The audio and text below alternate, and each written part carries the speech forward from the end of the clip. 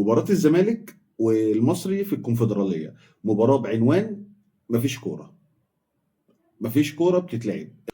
المباراة في أرض الملعب ساعة ونص، اللعيبة موجودة في أرض الملعب، لكن بتقدم حاجة ما بتقدمش حاجة، كلهم بيجروا ورا بعض.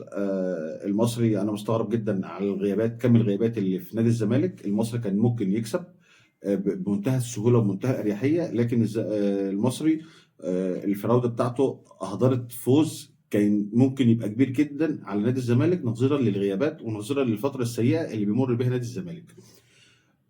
مفيش حاجة في المباراة تتقال غير إن الزمالك حافظ على المركز الثاني في الكونفدرالية، ما خسرش ونزل رابع.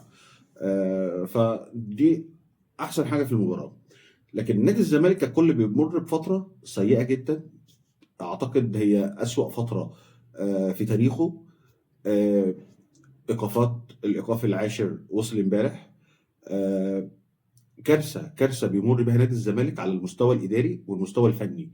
كابتن معتمد جمال، طبعا معتمد جمال وأي مدير فني هيجي الفترة دي لا حول له ولا قوة. راجل لا عنده صفقات ولا عارف أي لعيبة، ولا حتى الإدارة عارفة تجيب له لعيبة. فنادي الزمالك عنده مشكلة كبيرة جدا.